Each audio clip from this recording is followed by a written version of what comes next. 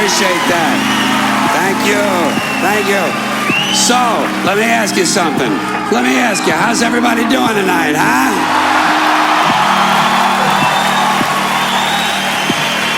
Good. Well, fuck you. Just trying to make you feel at home.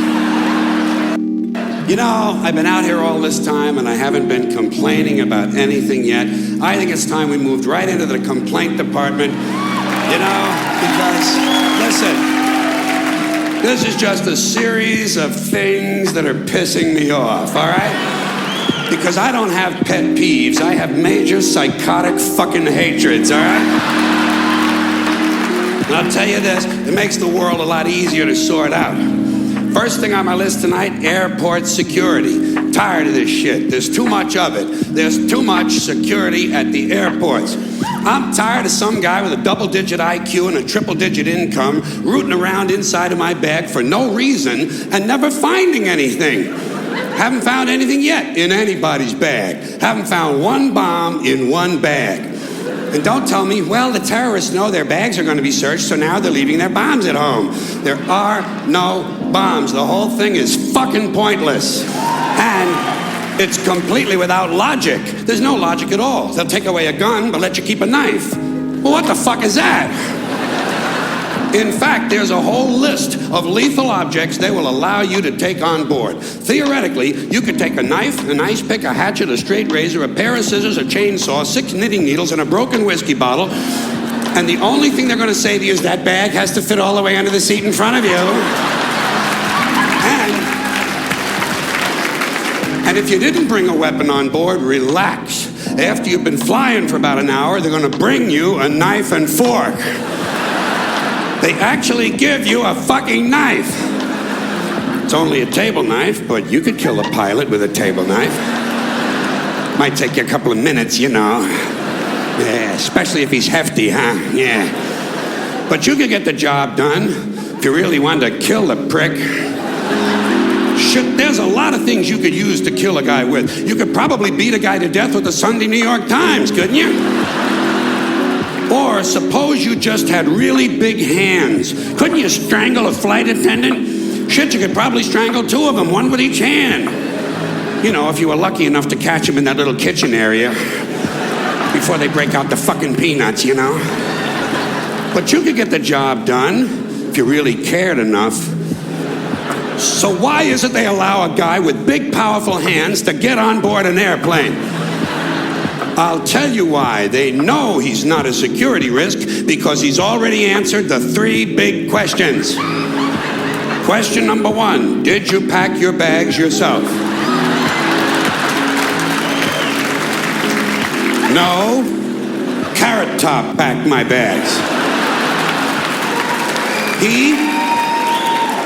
He and Martha Stewart and Florence Henderson came over to the house last night, fixed me a lovely lobster Newburg, gave me a full body massage with sacred oils from India, performed a 4-way around the world, and then they packed my bags. Next question.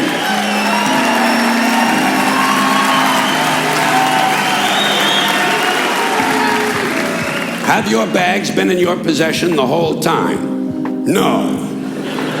Usually the night before I travel, just as the moon is rising, I place my suitcases out on the street corner and leave them there unattended for several hours. Just for good luck. Next question. Has any unknown person asked you to take anything on board? Well, what exactly is an unknown person? Surely everyone is known to someone.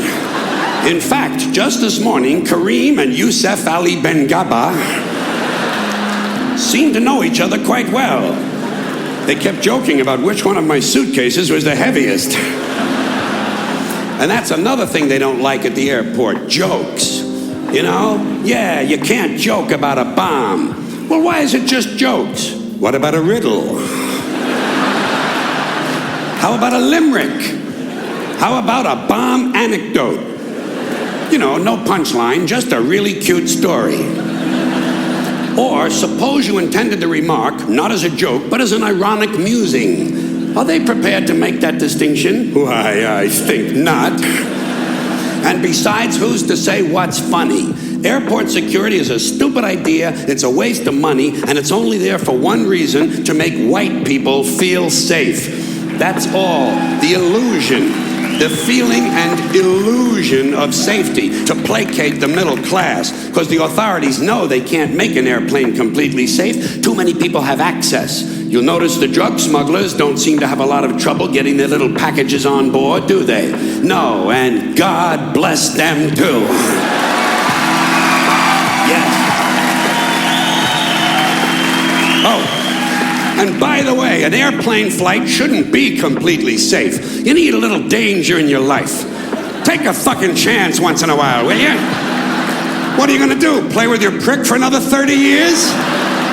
What, are you gonna read People magazine and eat at Wendy's till the end of time? Take a fucking chance.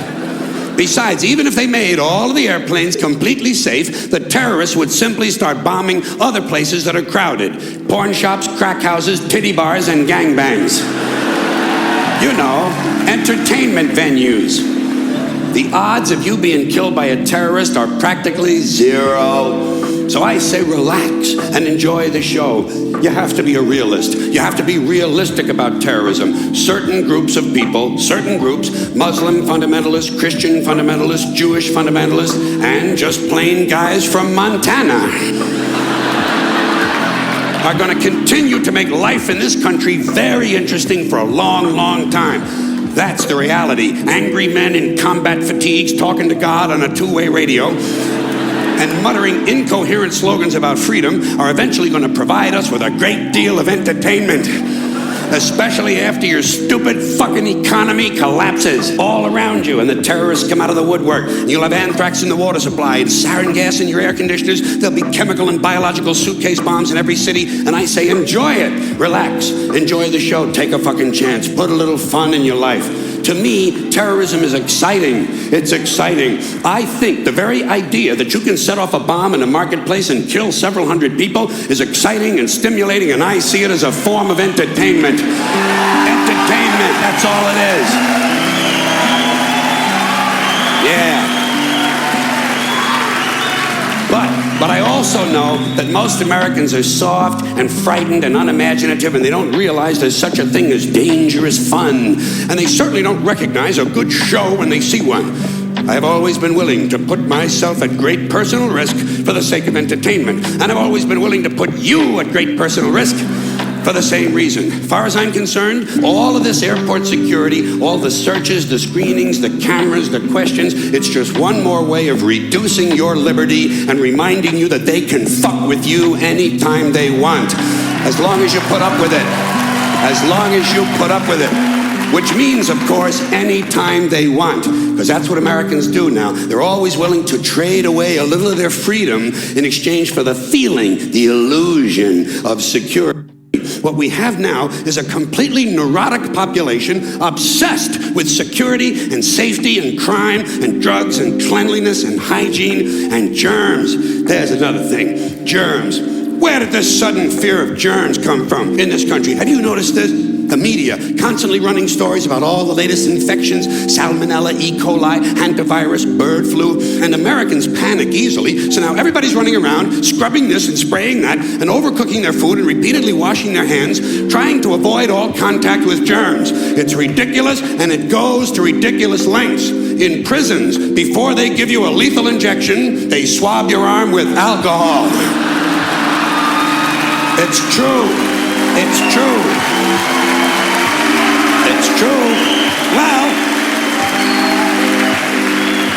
Well, they don't want you to get an infection. And you can see their point. Wouldn't want some guy to go to hell and be sick. It would take a lot of the sportsmanship out of the whole execution. Fear of germs, why these fucking pussies? You can't even get a decent hamburger anymore. They cook the shit out of everything now because everybody's afraid of food poisoning. Hey, where's your sense of adventure? Take a fucking chance, will you? You know how many people die from food poisoning every year in this country? 9,000, that's all. It's a minor risk. Huh? Shit. Take a fucking chance, bunch of goddamn pussies. Besides, what do you think you have an immune system for? It's for killing germs. But it needs practice. It needs germs to practice on. So listen. If you kill all the germs around you and live a completely sterile life, then when germs do come along, you're not going to be prepared. And never mind ordinary germs, what are you going to do when some super virus comes along that turns your vital organs into liquid shit? I'll tell you what you're going to do. You're going to get sick, you're going to die, and you're going to deserve it because you're fucking weak and you got a fucking weak immune system. Now, all right, God damn it.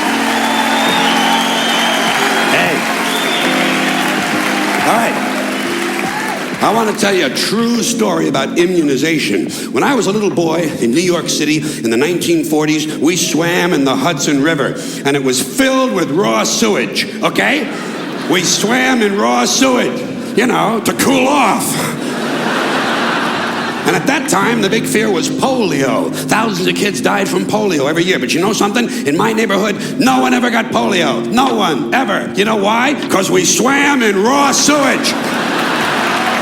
It strengthened our immune systems. The polio never had a prayer. We were tempered in raw shit. So personally, I never take any special precautions against germs. I don't shy away from people who sneeze and cough. I don't wipe off the telephone. I don't cover the toilet seat. And if I drop food on the floor, I pick it up and eat it. I eat it.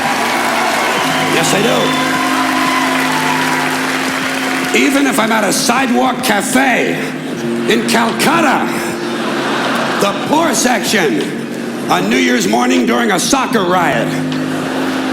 And you know something? In spite of all that so-called risky behavior, I never get infections. I don't get them. I don't get colds, I don't get flu, I don't get food poisoning, and I don't get headaches or upset stomachs. And you know why? Because I got a good, strong immune system, and it gets a lot of practice.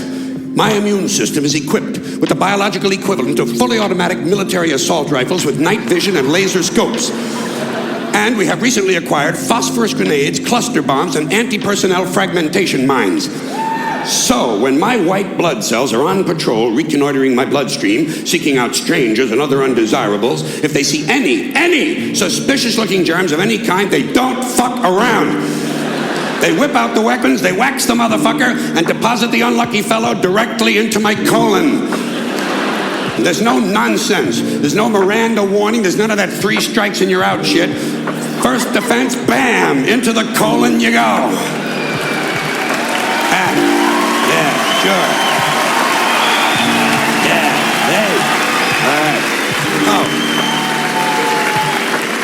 And speaking of my colon, I want you to know I don't automatically wash my hands every time I go to the bathroom, okay? Can you deal with that? Sometimes I do, sometimes I don't. You know when I wash my hands? When I shit on them. That's the only time. And you know how often that happens? Tops, 2-3 times a week, tops. Maybe a little more frequently over the holidays, you know what I mean? And I'll tell you something else, my well-scrubbed friends. You don't always need a shower every day, did you know that? It's overkill. Unless you work out or work outdoors, or for some reason come in intimate contact with huge amounts of filth and garbage every day, you don't always need a shower. All you really need to do is to wash the 4 key areas. Armpits, asshole, crotch, and teeth. Got that? Armpits, asshole, crotch, and teeth. In fact, you can save yourself a whole lot of time if you simply use the same brush on all 4 areas. Thank you.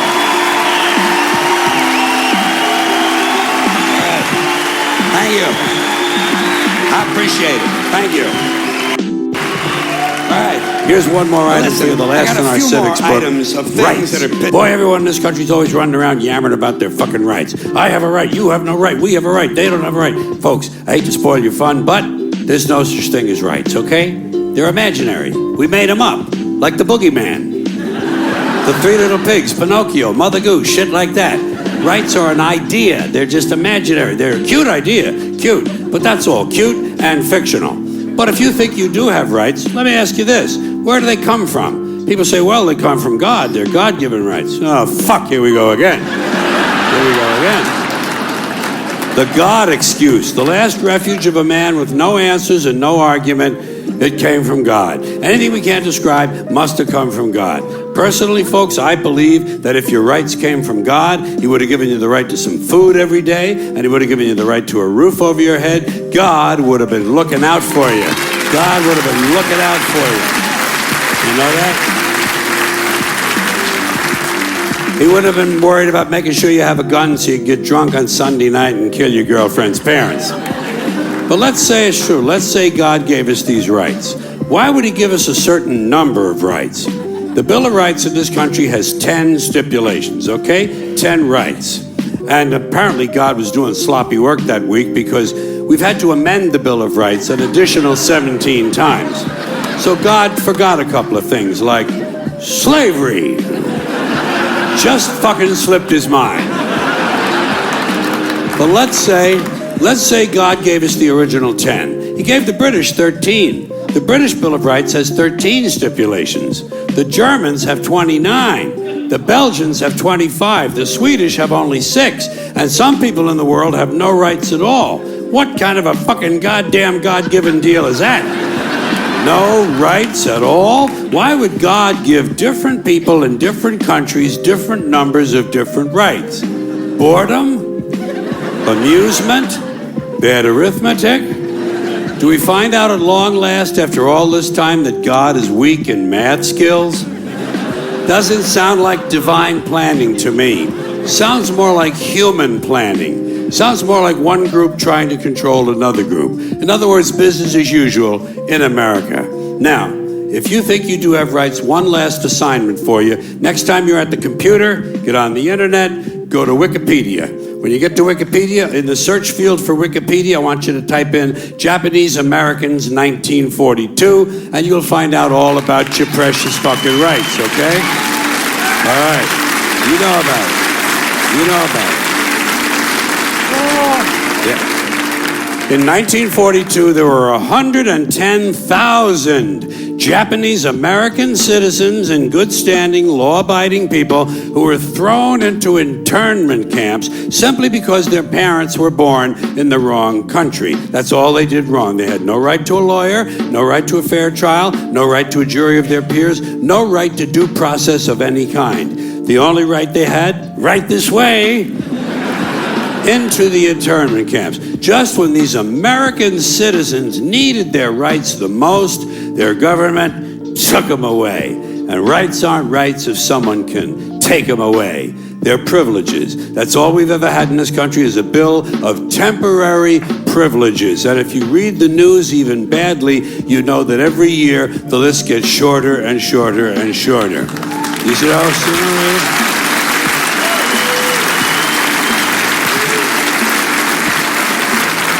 Yeah. Sooner or later, the people in this country are going to realize the government does not give a fuck about them. Government doesn't care about you or your children or your rights or your welfare or your safety. It simply doesn't give a fuck about you. It's interested in its own power. That's the only thing, keeping it and expanding it wherever possible. Personally, when it comes to rights, I think one of two things is true. I think either we have unlimited rights or we have no rights at all. Personally, I lean toward unlimited rights. I feel, for instance, I have the right to do anything I please. But if I do something you don't like, I think you have the right to kill me. So where are you going to find a fairer fucking deal than that? So the next time some asshole says to you, I have a right to my opinion, you say, oh yeah? Well, I have a right to my opinion, and my opinion is you have no right to your opinion. Then shoot the fuck and walk away. Thank you.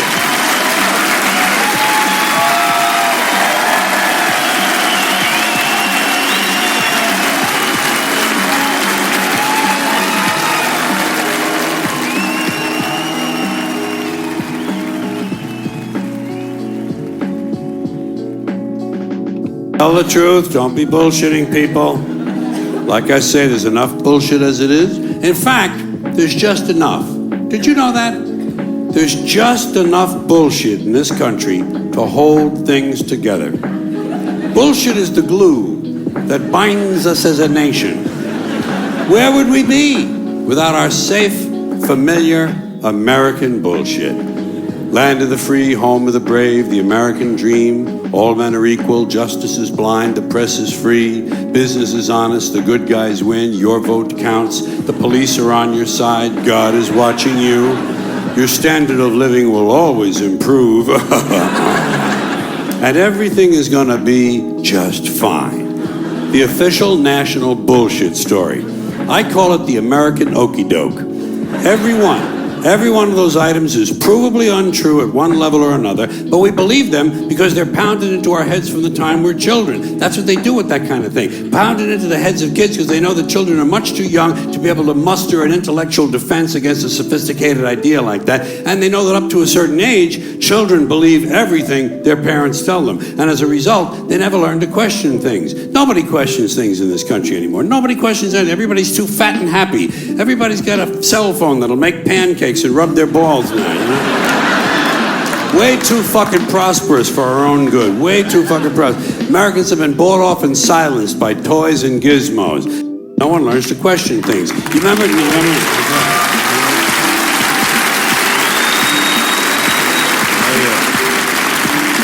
Like I say, no one questions things. You remember Barbara Bush? I call her the silver douchebag. You remember her? Barbara Bush. She is the mother of Governor George Bush. I call him Governor Bush because that's the only elected office he ever held legally in our country, okay? George Bush, Governor Bush.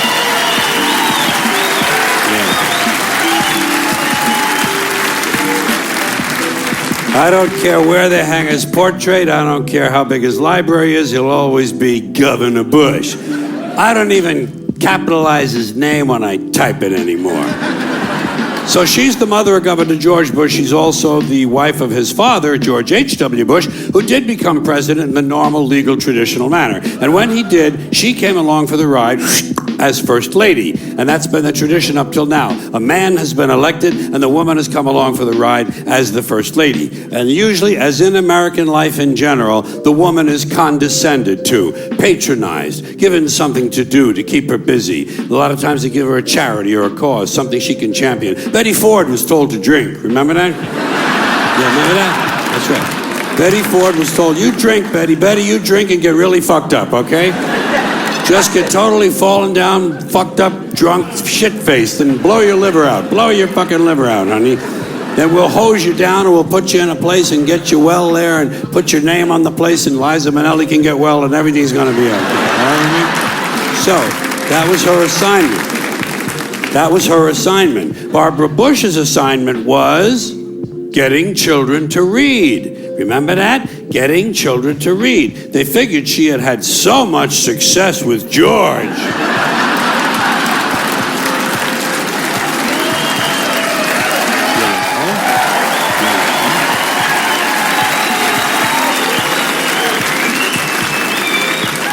That she would be a natural to get children to read, which misses the point completely. Not important to get children to read. Children who want to read are going to read. Kids who want to learn to read are going to learn to read. Much more important to teach children to question what they read. Children should be taught to question everything. To question everything they read, everything they hear. Children should be taught to question authority. Parents never teach their children to question authority because parents are authority figures themselves and they don't want to undermine their own bullshit inside the household. So they stroke the kid and the kid strokes them and they all stroke each other and they all grow up all fucked up and they come to shows like this.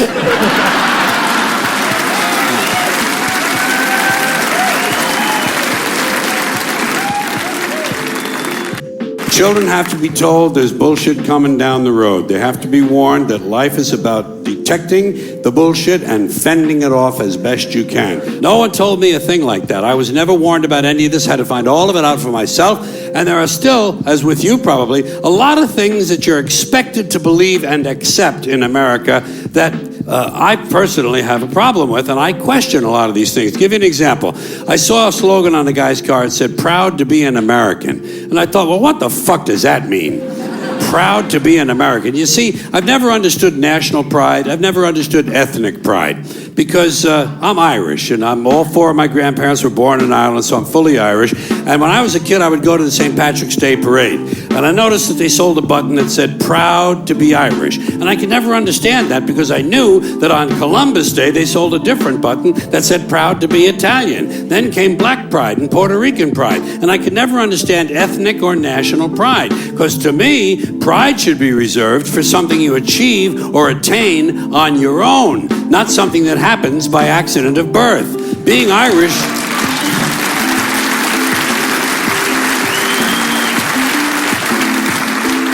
Being Irish isn't a skill. It's a fucking genetic accident. You wouldn't say, "I'm proud to be 5'11". I'm proud to have a predisposition for colon cancer. So why the fuck would you be proud to be Irish or proud to be Italian or American or anything? If you're happy with it, that's fine. Do that. Put that on your car. Happy to be an American. Be happy. Don't be proud. Too much pride as it is. Pride goeth before a fall. Never forget Proverbs, okay? Now, here's another slogan. Here's another slogan you run into all the time. God bless America. Once again, respectfully, I say to myself, what the fuck does that mean? God bless America? Is that a request? Is that a demand? Is that a suggestion?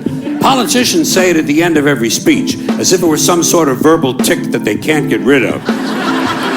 God bless you and God bless America. God bless you and God bless America. I guess they figure if they leave it out, someone's going to think they're bad Americans.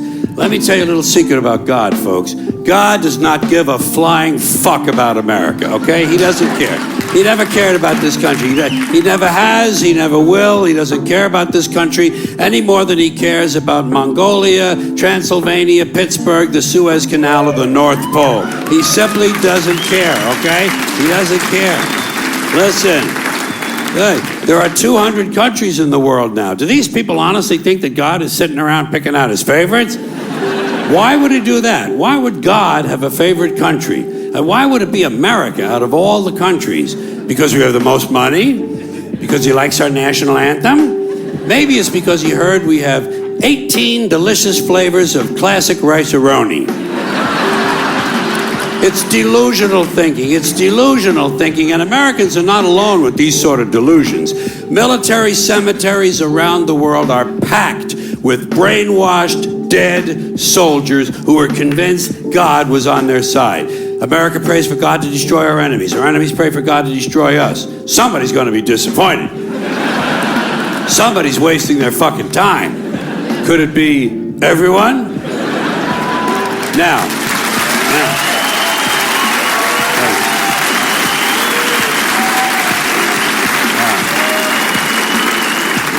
If people want to say God bless America, that's their business, I don't care. But here's what I don't understand. If they say God bless America, presumably they believe in God. And if they do, they must have heard God loved everyone. That's what he said. He loved everyone and he loved them equally. So why would these people ask God to do something that went against his own teachings? You know what these God bless America people ought to do? They ought to check with that Jesus fellow they're so crazy about. They're always talking about what would Jesus do? What would Jesus do? They don't want to know so they can do it. They just want to know so they can tell other people to do it. Well, I'll tell you what Jesus would have done. I'll tell you what Jesus would have done. He would have got up on the top of the Empire State Building and said, God bless everyone around the world forever and ever till the end of time. That's what Jesus would have done, and that's what these people should do, or else they should admit that God bless America is really just some sort of an empty slogan with no real meaning except for something vague like good luck. Good luck, America, you're on your own, which is a little bit closer to the truth. Everyone wants to tell you their stupid bullshit. And some of them don't know when to stop talking. Those are the dangerous ones. The ones that don't know when the conversation is over. They just go on and on and on and on and on. Verbal diarrhea running at the mouth. And dumb shit, stupid shit, trivial shit. Shit you're not even remotely interested in. Did I tell you about my mom and dad? I tell you about my mom and dad. My mom and dad were down on vacation, this is about 6 years ago, I think, down in Mammoth Cave, Kentucky. I think it was 6. Seemed like 6. Could have been 7. Somewhere in there. 6, 7, in that area. More than 6, less than 7. Let's call it 6.5. So about 6.5 years ago, my mom and dad went on vacation down in Mammoth Cave, Kentucky. You know, now that I think of it, it seems more like 8 years ago. I think about 8 would be about the time of Y2K, wouldn't it? Remember that? Remember Y2K when nothing ever happened? What was that all about? All of a big fuss and nothing ever happened. Anyway, so about 8 years. 8 was 8 or 5, one of those. And my dad found a big rock, what he thought was a big rock, and turns out it was a 27-pound dinosaur turd. A petrified dinosaur turd, and he gave it to my mom. He said, "Here, Mom, put this. This is a dinosaur turd. Put this in your purse." And she said, "Dad, I don't think this is a dinosaur turd. This thing is still warm. Whoever dropped this thing is still walking around in here, and we better get the fuck out of this cave."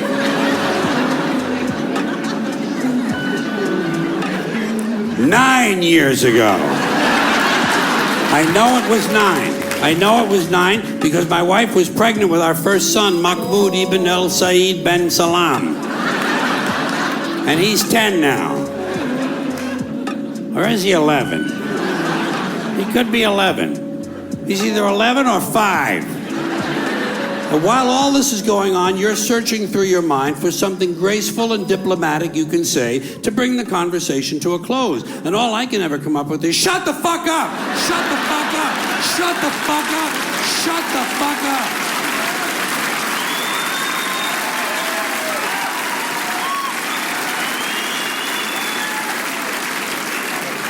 But you can't say that. Good manners don't permit it. You have to find some other way. I go to body language. I try to indicate with my body language that I'm through with the conversation. I find myself leaning at a 45-degree angle, indicating the direction I'd like to go if this person would just shut the fuck up. I might even give him a verbal cue. Surgery. Surgery. I'm late for surgery. I'm having my ears sewn shut. But they don't pick up on that.